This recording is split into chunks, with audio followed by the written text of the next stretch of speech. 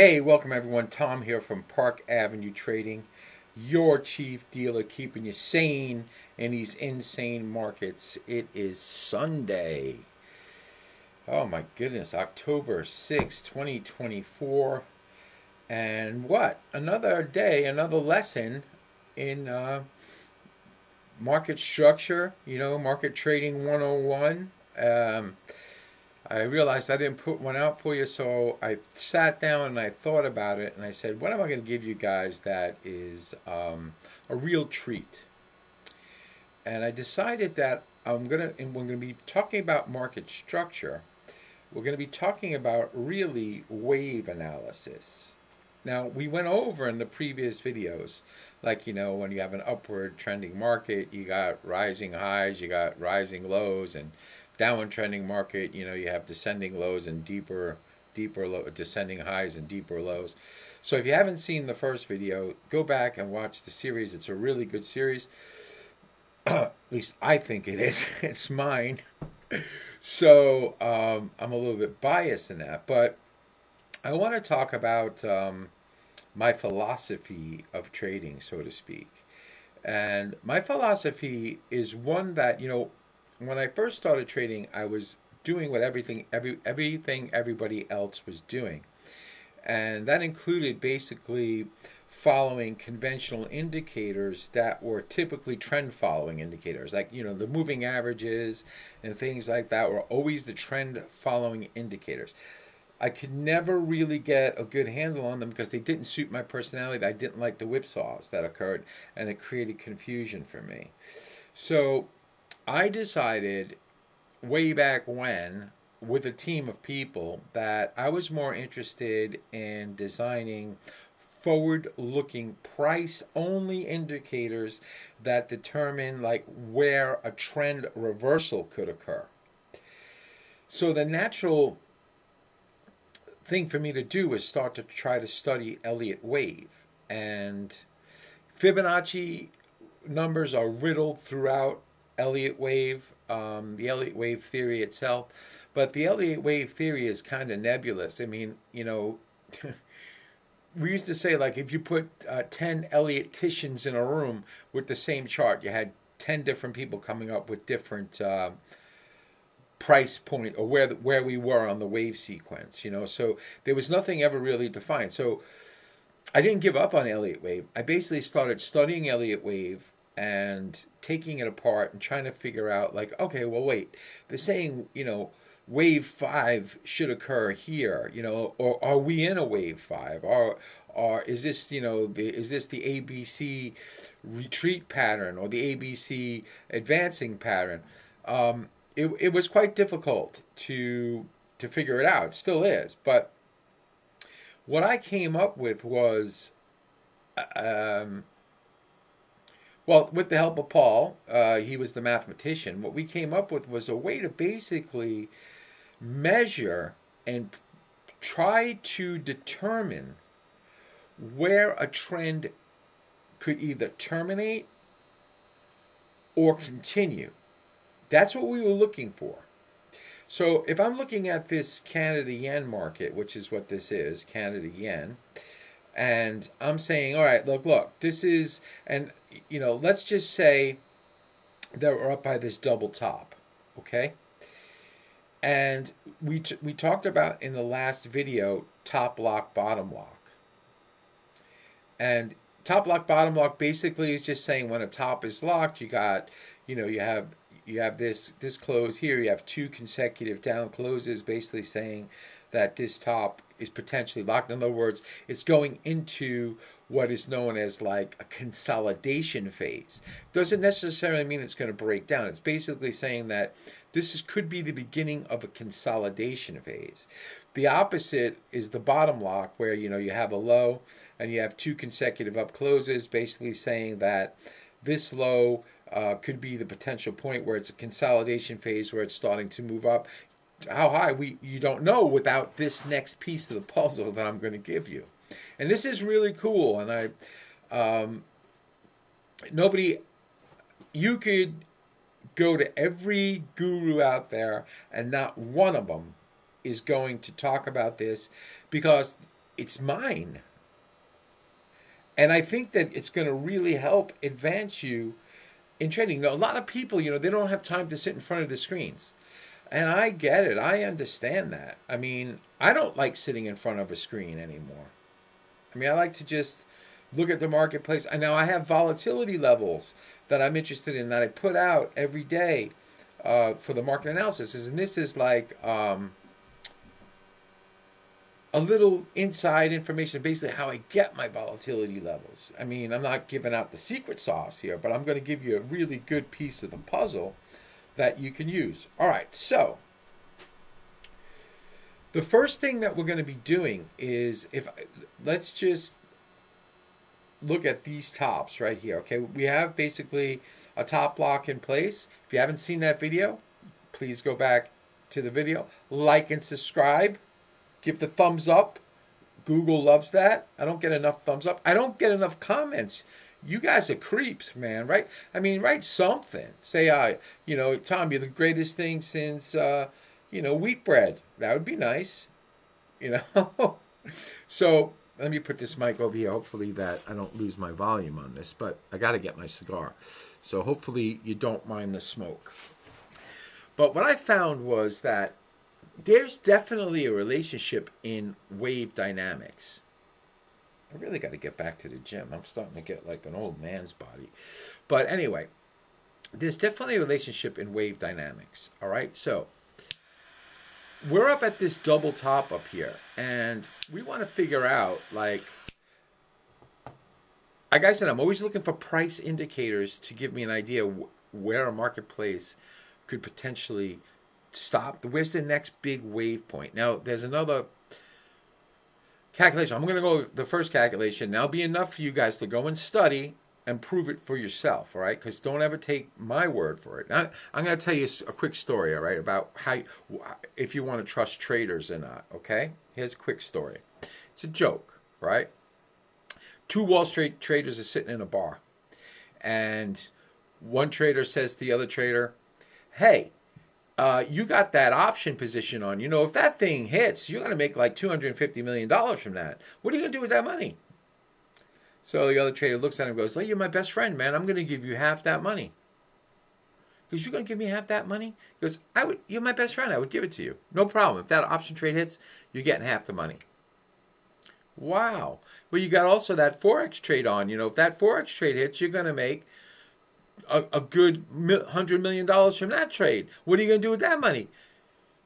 This dude, you're my best friend. I'm going to give you half that money. He goes, you know, what are you going to do if you got all this money and you buy 2 Lamborghinis? He goes, oh, sod off, man. You know I got 2 Lamborghinis.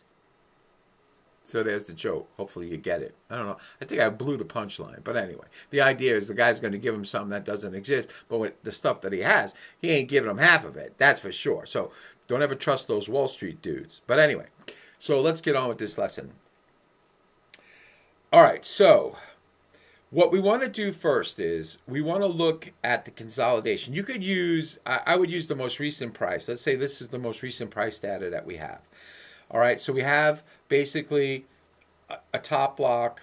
I'm going to get to use my pointer on this one. I'm really excited about it. We got a top block basically right there. Okay, we had a bottom lock like right over here, right? So we're basically saying that this could be the consolidation, and this one also could be basically setting us for consolidation.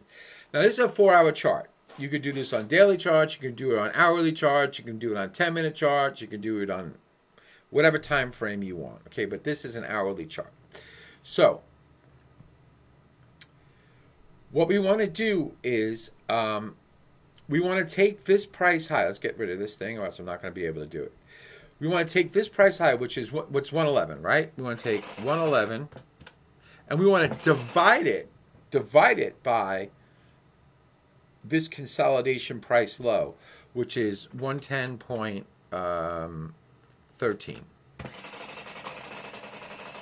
And we're going to come up with 1.008. We want to take 1.008 and we want to multiply by 2.236. Those of you that have been following me a long time know that my 2.236 is a fib level that I added. And you might say that's not a fib level. It isn't. Neither is a half. 50% is not a fib level. That's basically a GAN level that they threw in there. So why couldn't I take liberty and add my own fib level, which was 2.236, which seems to be very good, as well as my 0.82. So I told you guys before, switch 0.786 and make it 0.82 to help with market skid. All right. So anyway, so we got we took that and we got 2.25 in. Okay. So what I'm going to do is I'm going to take the high 111 and I'm going to take out 2.25. 225 points. I come up with a price projection for the next wave at 108.75.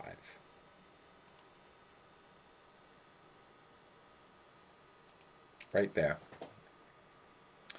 So what I basically just did was I took this leg from here to here.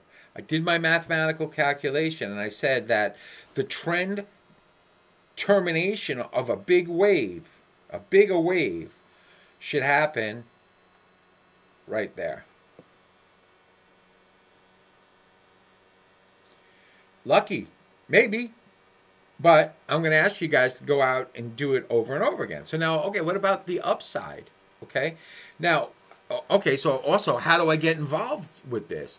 Well, there's many different ways that, when you're down in here, many different ways to figure out like where you're going to buy this thing. All right, now you have a trend termination level. That doesn't mean that it stops as it is support, but it's like one of those pivot levels. It's support / resistance. Okay, right now it's acting as support, and then there's ways that we're going to talk about patterns. I'm going to do a video on. I'm going to do a study on patterns. I think that's going to be really cool stuff that nobody else does either.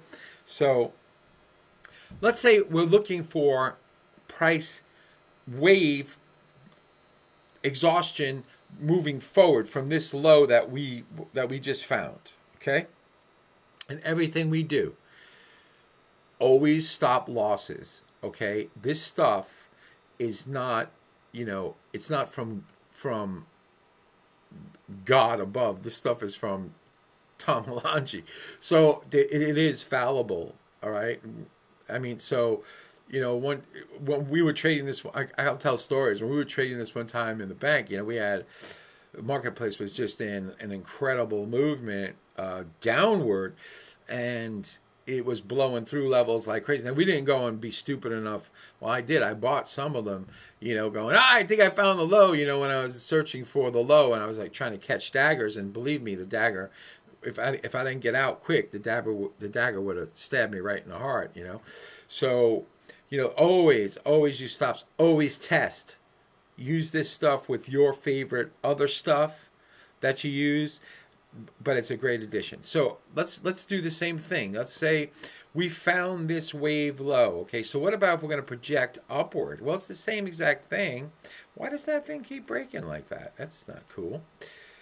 We have this high right here against this new low that we found right there.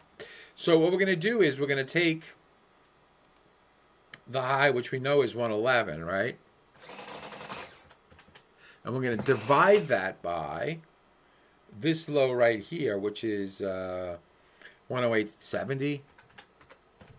Doesn't have to be perfect, And we come up with 1.021. And we're going to multiply that by 2.236. And we get 2.28, 228 points up. We should get a wave point where the market stops, or it stops and reverses, or shows continuation. And there's another level above this that we can use, but one at a time, Giving out a lot of secret sauce here. But you could play around with it and start to try to figure out, like, okay, well, this guy did this. Well, maybe I could figure out how to do it as well. So anyway, so we got the bottom of 108.67 and 2.28 in. We should have a point of 110.95. Basically, it's saying it's going right back up to this top. Kind of makes sense. Okay, I mean, basically, it's basically saying we're going to go right back up to where we came from. Now, this is the point that's real interesting for people, because a lot of people want to know, if you're doing just regular market, like channeling, right? I mean, you could easily figure out that this is now, excuse me, a channel, right? This is, what even where you can find basically your horizontal relationship in the marketplace, right? So, but a lot of people want to know, is this thing going to hold? That's the thing. But if you have this, you're going to be able to determine whether or not it should hold or not. And I'm going to show you. All right, so 110.95. Let's just leave it. Let's just move it down a little bit. Yeah. Right there. So marketplace basically, look, boom, comes up. This is a 4-hour chart. Comes up, hits it, bang, hits it back down. Wow. If you got long here and you said, well, I want to sell it, I'm selling it up there, well, congratulations. You made a really good trade.